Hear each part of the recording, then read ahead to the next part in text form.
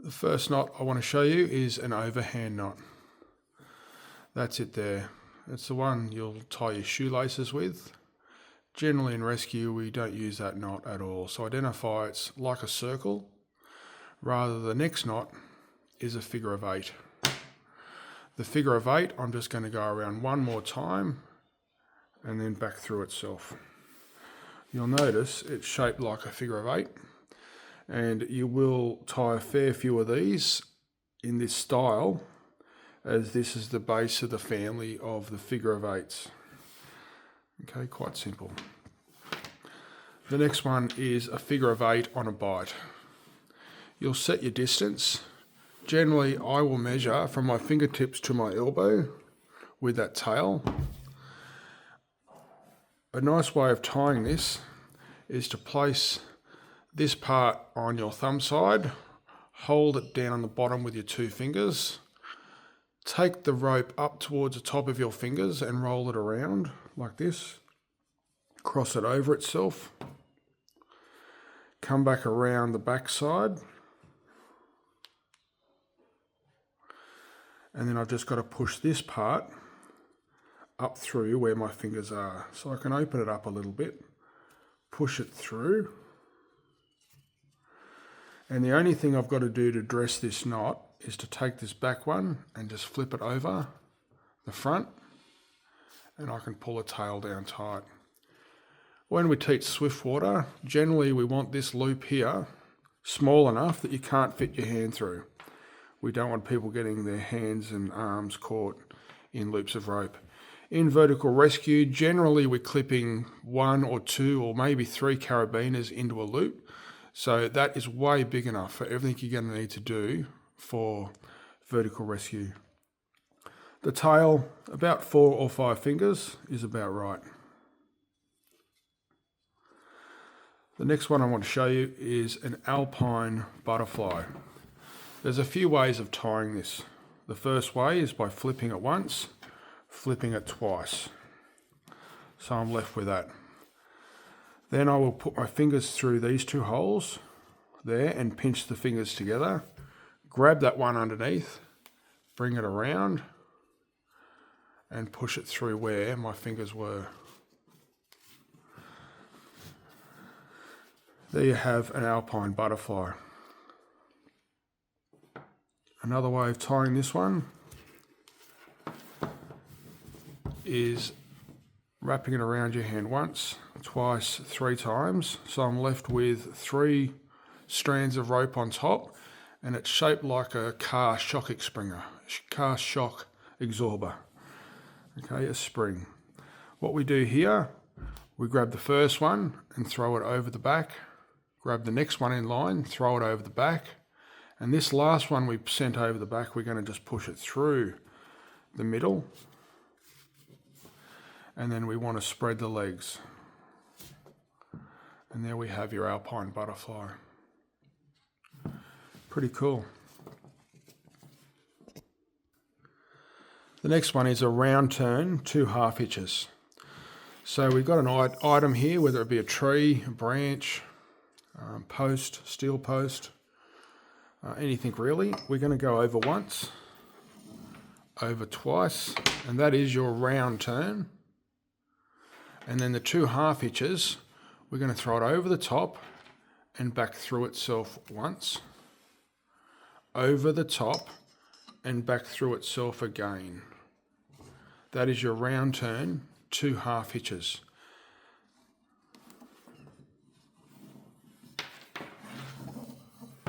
The next one's going to be a rethreaded figure of 8. I taught you the single figure of 8 before, which was this one here, where we make a single figure of 8. You can see that there. Okay, you learnt that earlier. We've got a crossover bar. This is the tail that's going to go around the item. So that bar there should be on top. If it's upside down and this way, it's a bit harder to reeve. So have that one on top. I want to pull it tight enough that I can only fit 1 strand of rope through. Otherwise it gets a little bit too confusing. We're going to go around the item. We're going to come back out. With the tail, we're going to follow this tail through. So it goes down and through this hole here. So we go through the first available hole, which is this one. We pull it tight. Okay, this one here will continue around like a railway track. It follows the other one. The next available hole is this one. So we do use that one, we'd send it through.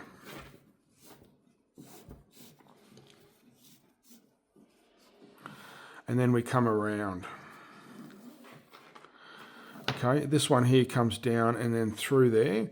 So there is an available hole on this side. I don't want you to use that one. I want you to push that bottom one over to create a hole on this side. Then we're going to stick that tail back through there. And there we have a perfectly dressed, rethreaded figure of 8. The next one's going to be a clove hitch. A clove hitch you generally would not use on a live load. However, a clove hitch is part of a round turn 2 half hitches, which we tied earlier. So I'm going to come over the top. It's easier if you start coming over the top, and then we're going to send it back over the other side.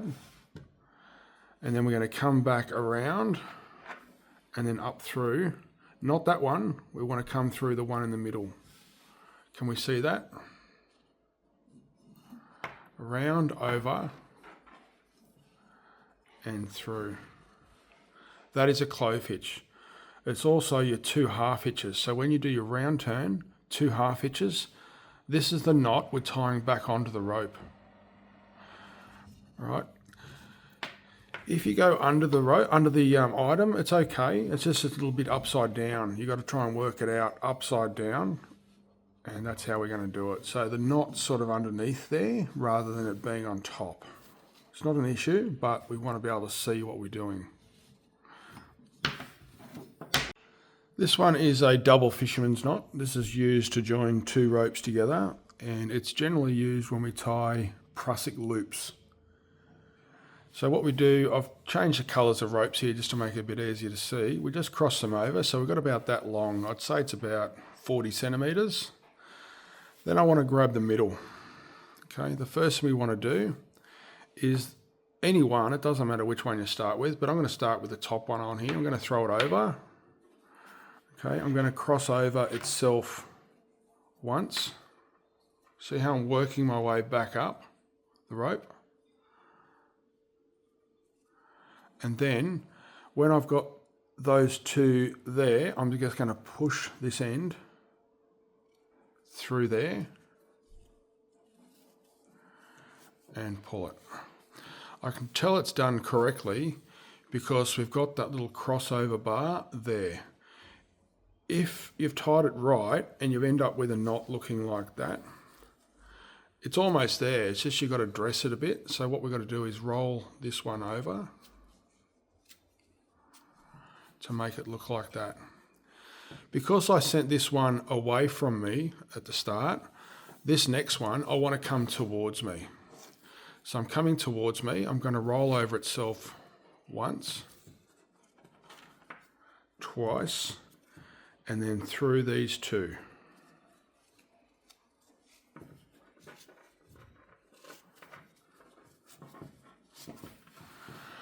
Okay, I can tell this knot's correctly dressed because these 2 crossover bars are interlocking between each other. If I've done it incorrectly, if you remember this top one here I sent away from me, and the correct way is to come back towards me on the next one. But if I accidentally go away from me again in the same direction I did the last time, you're going to end up with it looking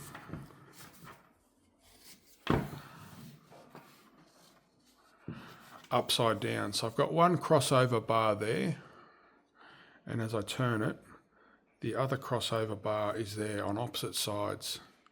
So it's tied incorrectly that way. We've got to send them opposite ways. Here's another way to tie a rethreaded figure of 8. You'll notice here I've got your standard single figure of 8. I've pulled it tight enough to allow only one strand of rope to go through. If it's really big, it gets really confusing. So pull it tight to about there. What we need to do is I'm going to try and pretend I'm going to join these two ropes together. So I can't melt them together like that. So I'm going to follow it through. I'm going to follow it through into the first available hole, which was this one. Okay, this one here comes around the back, so I'm going to follow it around the back. Okay, and the next available hole is this one here. So I'm going to pop that in through there, pull it tight. This one here I'm following, it goes around the back. Again, I've got an available hole there, but I don't want to use that hole. I want to move that one aside to create a hole on the other side.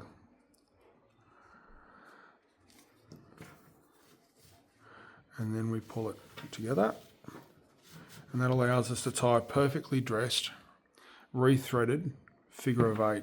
I can use this to join ropes together along with the double fisherman's. This one's a little bit easier to untie than the double fisherman's. On about day 3 or 4 of the course, you're going to end up doing a long tail bowline. This is what we'll use to scoop up stuff for the stretcher. So when we are out riding, in riding down a cliff, we've got to scoop up all the attachment points to that stretcher into one big knot, leaving a tail that we can clip ourselves into and the victim. So this is quite a tricky one to tie and a little bit confusing. So this is my long rope. We're probably going to need about 2-3 meters of tail. So forget about the length of my tail here, but this is what we're going to do. Let's say we've got about 3 or 4 carabiners, or we've got a set of 4s Aztecs to scoop up into the rope in order to connect to the Stokes leader. What we need to do is do a slip knot. So I'm going to tie that one over there like this. Okay, I've gone over, I've put my hand through, and I've gone up towards the head of the rope, not the tail. The tail's down that end, so I don't want to be coming and getting that one. I want to come through and get the one furthest away from the tail. Okay, so that's made that knot there. Hopefully you can see that one okay. What we're going to do then is we might have 3 or 4 different hardwares to connect into. It could be carabiners, set of 4s, Aztecs, something that we're going to scoop up and put inside the knot. So what we're going to do is get the tail, and we're going to go through all the items. It could be 3 or 4 of them. We're going to pull it through to there. So we've got 1, 2, 3 things lined up there with our hardware. And with this tail, okay, that's going to be inside our loop. We're going to grab our tail and push it uphill. Okay, push it through there in order to create. So that's all of our hardware in here, like that. And then we're going to be pulling this one here through. Okay, that will invert itself. It will scoop up that double strand.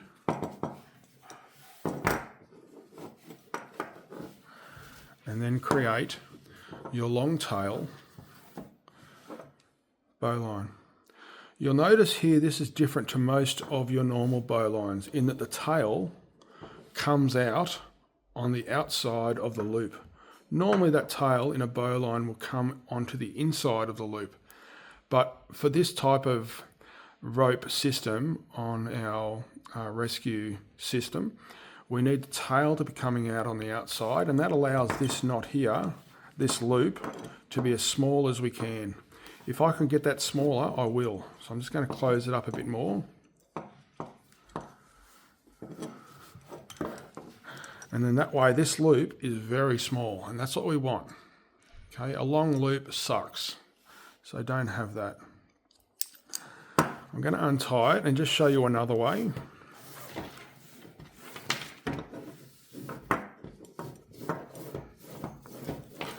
If you're absolutely useless at what I just showed you, and that's okay, what we can do is we can scoop up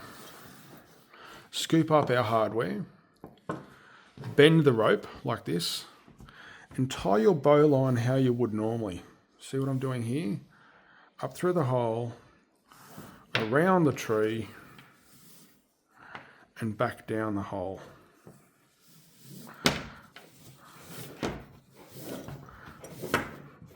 So we've ended up with the same knot as we did before.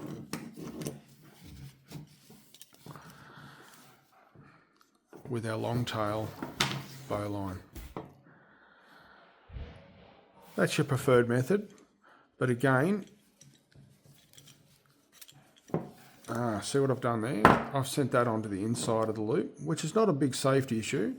So if I've realised that, it's not an issue, just come back out.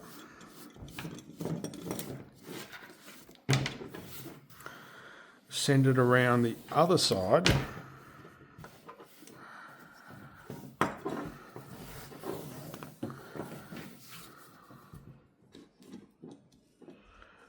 Come back out.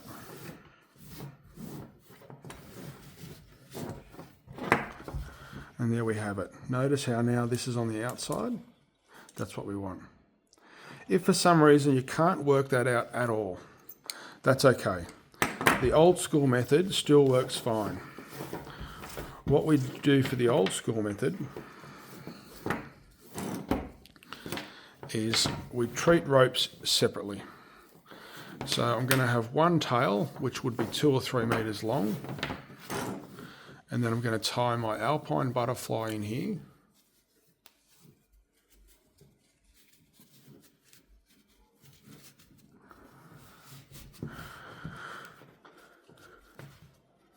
Okay, that's my first loop. And then with the next one, I'm going to tie an alpine butterfly in that one.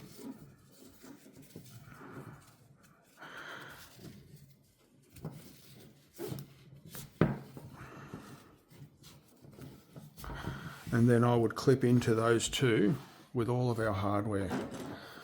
The trouble with this one here is we need to be able to clip through the holes unless you're able to know how to rethread an alpine butterfly. If you know how to rethread an alpine butterfly, you're that skilled that you probably will know how to tie the other one.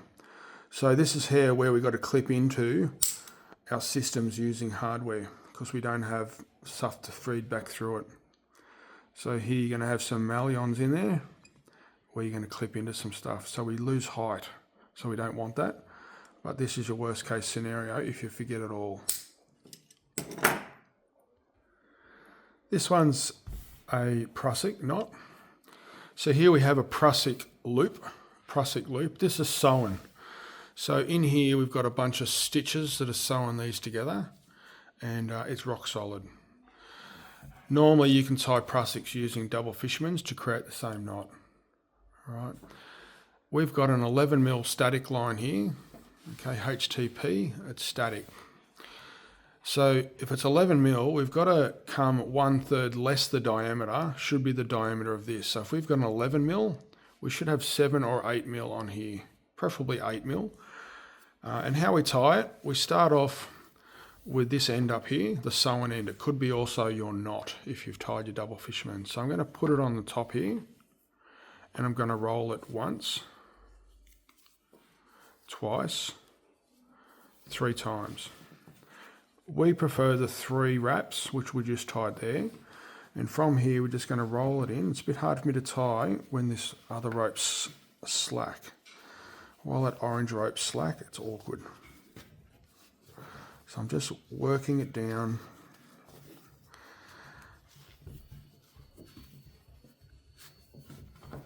Okay, so that's it here. So we've got 3 wraps, 1, 2, 3. A 2 wrap would only have 2 there. I know it's tied correctly because we've got the attachment point coming out of the center of the knot there, and then it coils up evenly without any crossovers to the outside here. From the outside, I can also tell it's dressed correctly because it starts there, goes across all the way and finishes at the far end there. Whenever you're tying these sort of prusiks on some stiff rope, and if that's stiff rope as well, you may have a chance where it accidentally slides. So if it's sliding, it just means this is too stiff. So we need to sort of load it up. So I'm just going to roll it in, squash it, in order to make it grab better initially. Okay, from here, this prusik can be pulled either direction. It can be pulled this way or this way. So this is why we tie this style of prusik.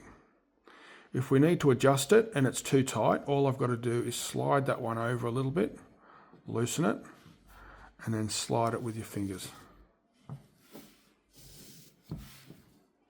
Pretty cool.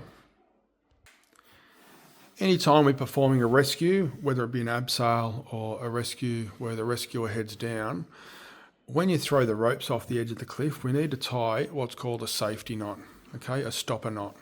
So about 30 centimeters from the end of the ropes, we want to tie a safety knot.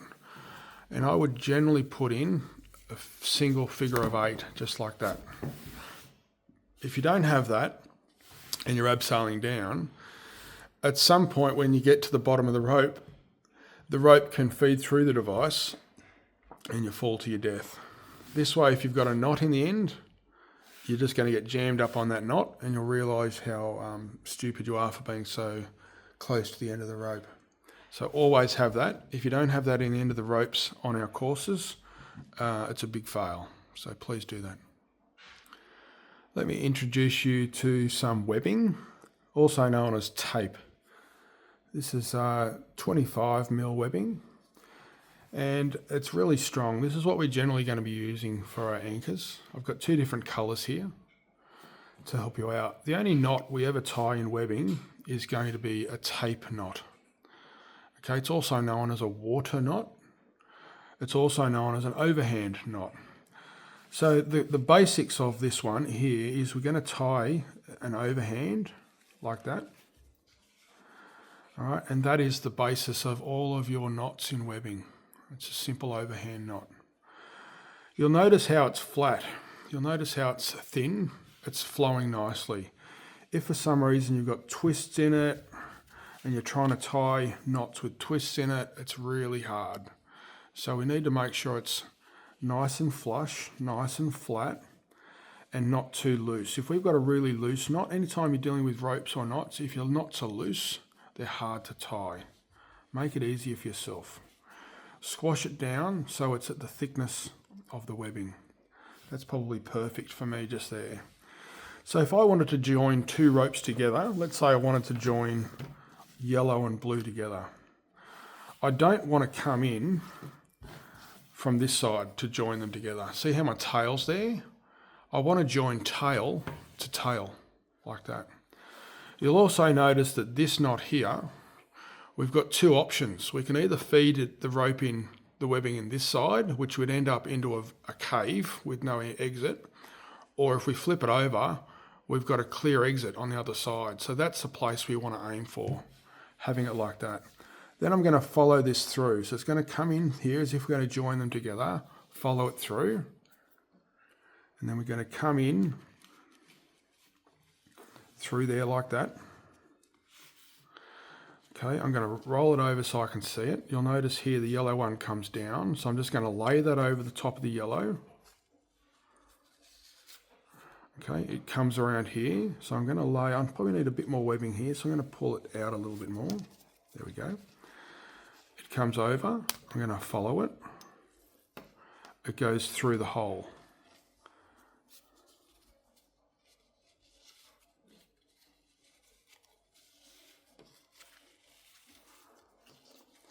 So basically I've run the blue webbing parallel to the yellow webbing in the easiest format.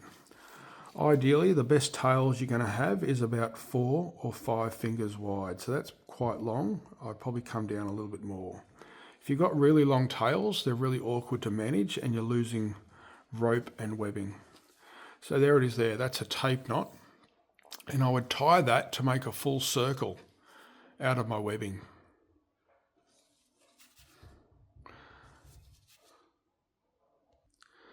So the absolute incorrect way of doing this one is I'm going to still tie this first one the same. Actually, I'll start on the blue.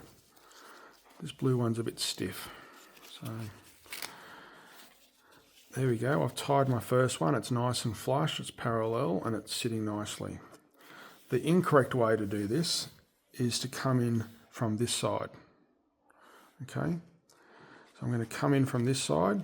This is wrong. And I'm going to go around, follow it through, and pop it back out. Now I can tell that this is wrong. The knots looks good, but I've got both tails coming out the same side. And when we load it, this knot wants to pull this way, which is really bad. So we don't want two tails coming out the same hole. You know that's incorrect. Another one that you can do is if I just wanted to create a loop in the end of this, I want to tie a loop to clip into. All I'm going to do is instead of just doing the single overhand like this, I'm going to double it up. So here it is, I've got two laying side by side. Okay, and then I'm going to, notice how I'm using my fingers here. I'm rolling it around my fingers. And that way it runs parallel, and then I want to push this whole thing through.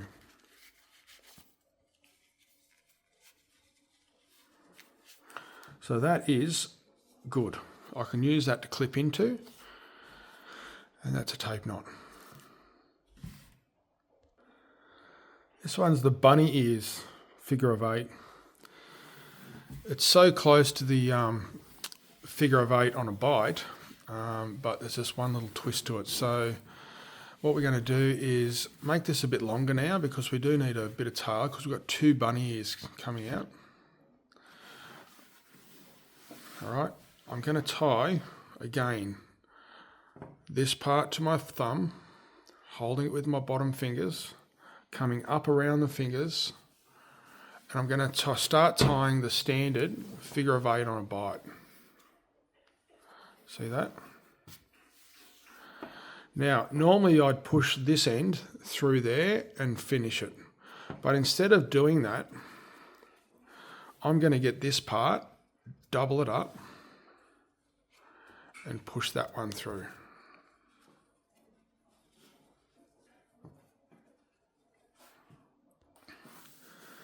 This next one's the bunny ears figure of 8. So I'm going to have a bit more tail here. See how big this loop is? Again, I'm going to start the knot like I did the standard figure of 8 on a bite. This part, closest to my thumb. These two little fingers at the bottom holds it in place. I'm going to come up to the top of my fingers and I'm going to roll it around my fingertips and then come back down. Okay. I'm going to go around the base like this. And normally what I would do is push this one here through the hole and out to create my figure of 8 on a bite.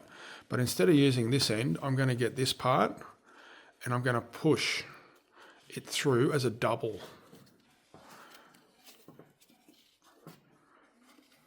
See how I've sent a double through? And all I've got to do is get this end and throw it over the top.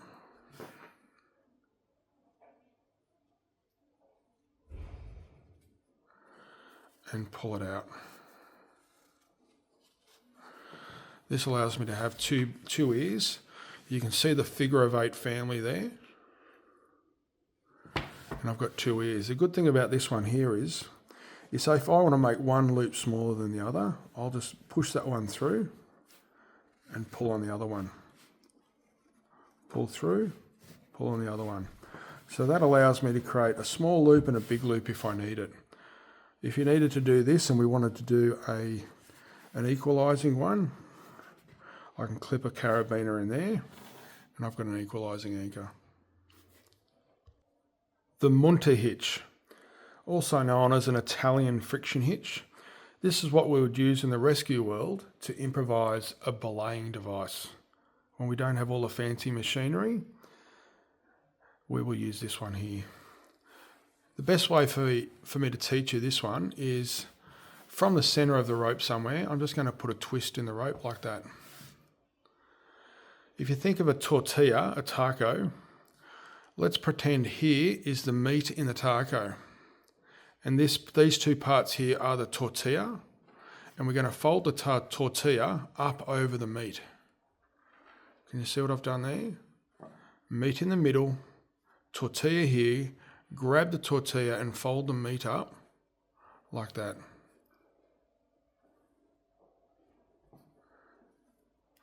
Meat in the middle, fold it in, grab these two parts there. These two parts here are then going to clip into